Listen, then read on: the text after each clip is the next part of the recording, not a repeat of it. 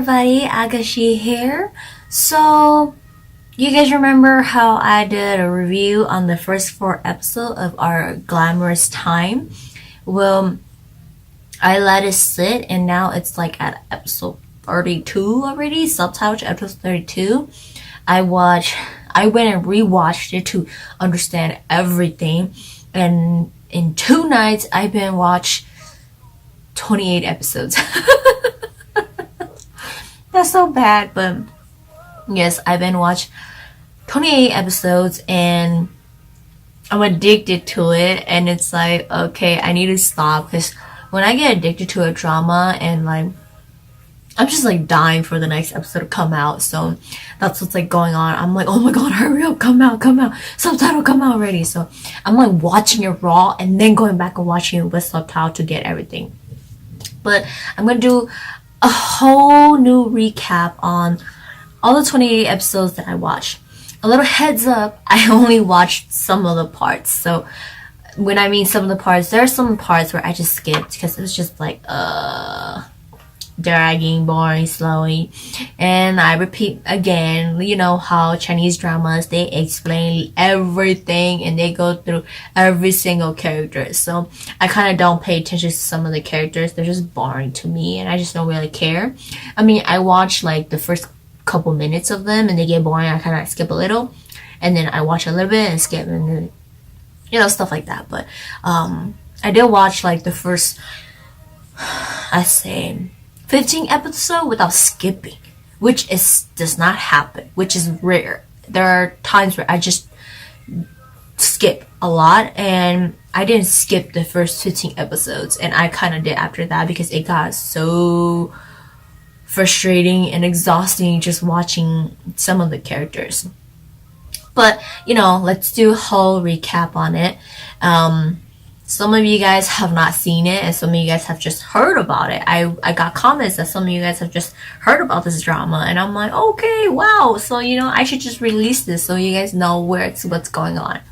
But if you don't want spoilers, then just watch the review that is like for the review that I did that is only 4 episodes. So, there's a heads up, if I pronounced their name wrong, I'm sorry. I'm horrible with it. But Lee Jin-chung, his brother, which is played by Hallwick Law, passed away, and he was in the military. So he came back and he took over the company. Their company is called Ida, and it's like a fashion fabric company. And Winda is like the fabric textile part of it. And I think when Hallwick was alive, he was trying to combine the two of it, but the dad didn't approve of it. And they do have a younger sister, which I don't really care about her. She's, honestly, to me, she's like spoiled brat, and she's kind of stupid and it frustrates me. But both brothers are pretty much controlled by their dad, and Hallwick was really stressed about it. And so, because he wanted to create new things, a new brand and everything, but the dad didn't allow him. So when Jin-chung came back, he was planning on running Ida, and he demands to be the CEO of it. And so he hires Lin Shin, and she runs her little shop, which is like unknown.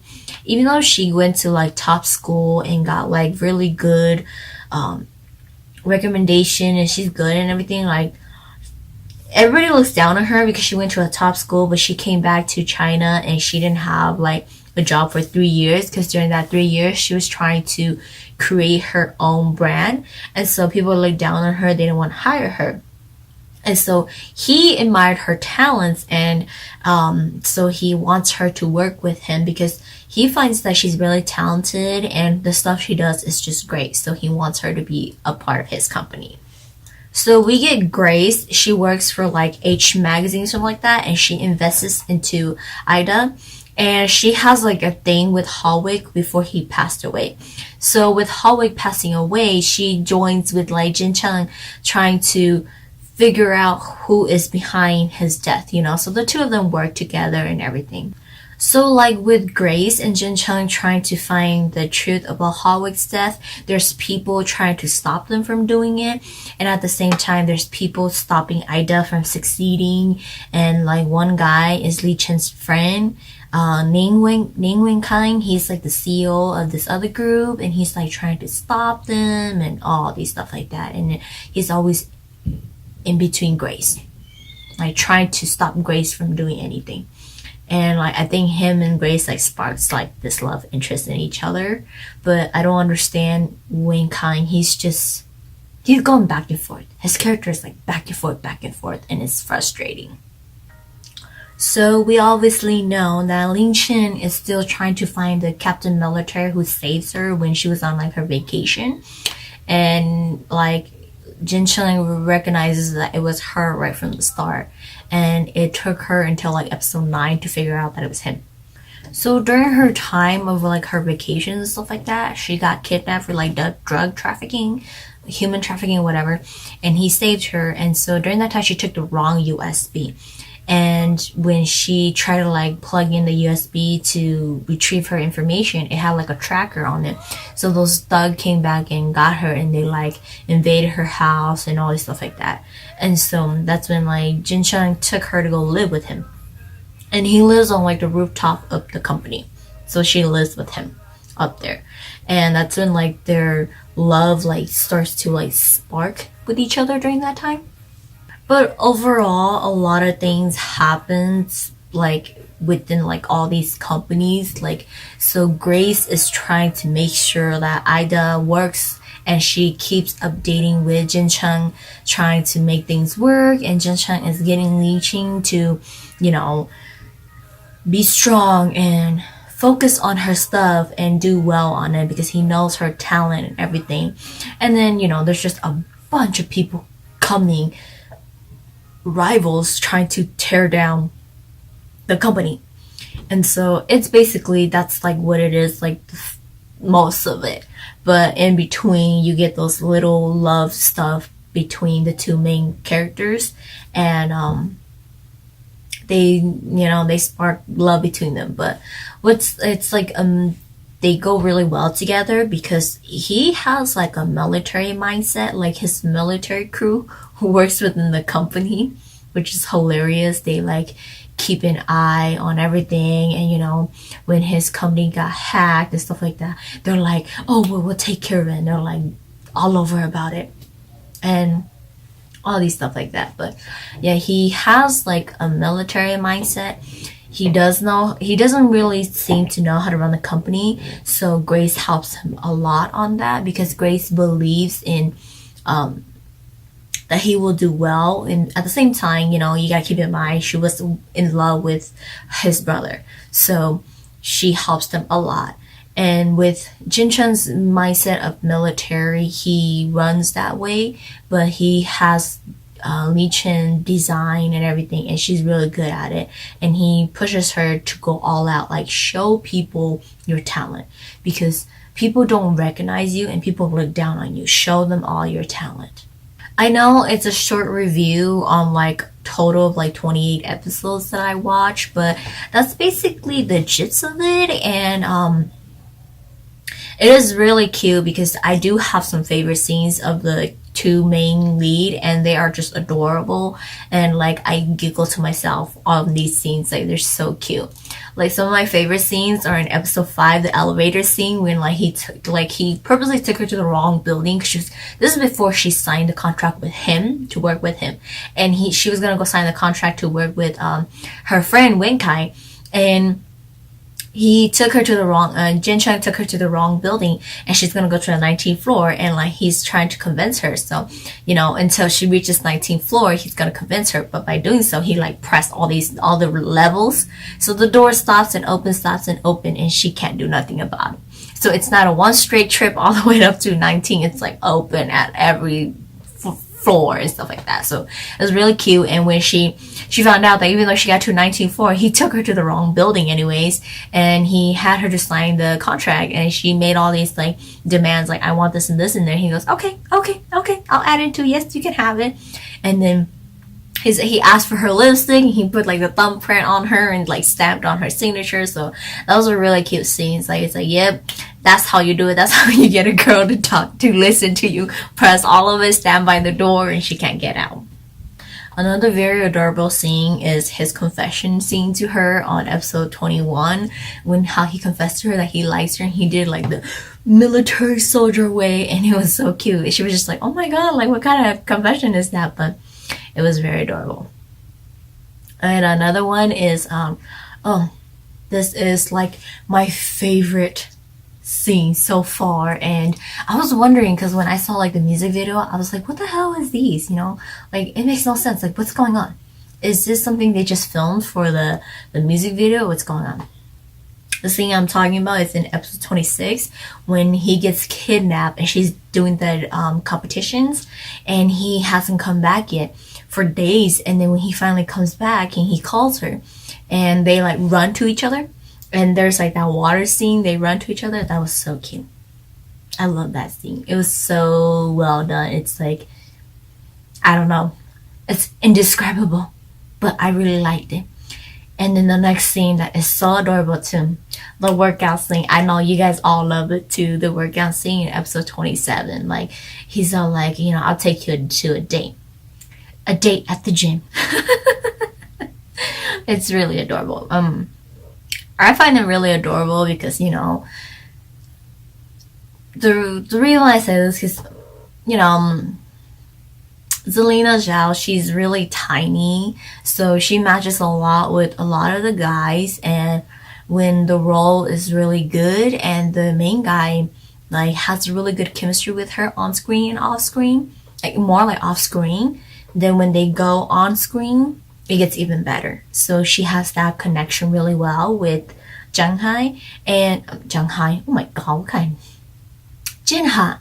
She has a really good connection with Jinha off screen and on screen. So that's what creates like a really good chemistry with them as they're playing their characters. So I do really enjoy their little love sides they have, and it is really like just even though they go through harsh stuff and a lot of tough things, they stay strong for each other and they support each other's decision and stuff like that. So, and it is hard for her to kind of like deal with because he really thinks like a military mindset, so he will just go when he has to go. Duty calls, he goes, and she's not used to it. But he's not used to it of telling her too, because in like military stuff, when you go, you just go. You don't let people know what's going on. You go. So they work out the system of telling each other about it. And then like in the recent episode, she started having like dreams of him vanishing. So that's like trippy. Like, okay, what's gonna happen to him? Like, okay, now she's having a dream of him vanishing. Like, what is gonna happen to him? Is he going to like get murdered like his brother? But just the fact that he's smart, a little bit smarter, and he's a military man, he's gonna be fine. I don't know. That's my guess. Another guess about the brother's death, leading up to it, let me know in the comments below what you guys think, because leading up to it, I think the brother was just stressed and he just kind of like killed himself or got drunk driving, because from what Jinha talks about, it's like not, well, his real name is Jinha, but from what Jin Chun talks about to the dad is the brother is stressed because the dad doesn't approve a lot of things. So I have a feeling that like the brother is just really, really stressed out because the brother is a little bit more sensitive compared to Jin Chun's. So I have a feeling that he just kind of like decides to end it all. But at the same time, I don't remember his name, but the other guy that keeps hanging around Wen Kai, this other guy that is interested in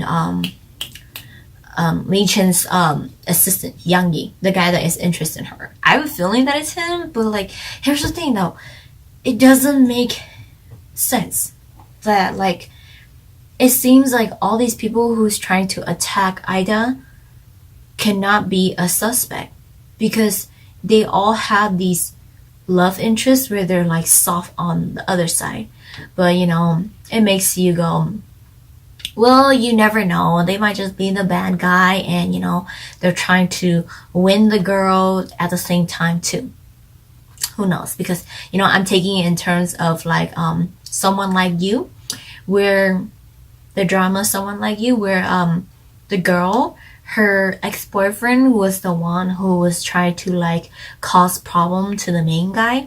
And even though he was in love with the other girl and he got her pregnant, he still had the heart to want to kill the main guy, and that's why he cut off the brakes of the main guy's car. And the main girl was driving it, and that was once his ex-girlfriend, and he was still friends with her, he's still nice with her. So he had to make the decision of like, in order to save her, okay, I have to put my car in front of her so she crashes to my car and it'll kill me instead. Like, so I have a feeling that like that's how this drama is going, of developing the bad guy. It's like he is either Wing Kai or he's the guy that is interested in Yang Yi. It's one of those, or it could be the two of them, who knows. But they just have like this little love interest on the side, which makes them soft, but in reality they just want to tear down Ida, and they are the one behind Holwick's death, and they has just been so good at hiding it until now. So who knows? But yeah, that is it for like a very short review for you guys of the first 28 episodes. I don't want to ruin so much, and it is a very cute love story to me. I do like it, and I just watch parts and parts of it, and he's just like, dang, this guy, like, you could tell he did some strength training to be able to like during the exercise part to be able to like carry her and all stuff like that, and it's like, yeah, like I really like it how they didn't make him all like buff and big and everything, but they got him leaned out and strength training. That was really like, I prefer that over the big body and everything. But that is my review for the first 28 episodes. There is a total of 50 episodes. There's more to go, and yes, because I'm so addicted, I have to stop myself from watching it. So I'm going to let it sit until it's almost ending again, so I can binge watch it. And then here comes my Chinese accent. I just need to like, you need to get some sleep, baby. That was so bad, but he does say that, not in that accent. But he does say that, babe, you need to get some sleep. Like, you're so tired, you're so exhausted. But I do get sleep. Don't worry. I get my sleep. She goes to bed at like 10:30. So that's when like my drama time starts. And yeah, so. But that is it for the review for our Glamorous time, episode 1 through 28. And I will see you guys again reviewing the ending of it. So excited for this drama. It is really good. I do really love it. I really enjoy it. And let me know in the comments if I do miss some stuff. Let me know, and I will go back and rewatch it, because I don't have a problem going back rewatching this drama. I really do like it, and it's like one of those dramas where once it ends, you can go back and watch it. But I will see you guys next time when this drama ends, and we will review it again.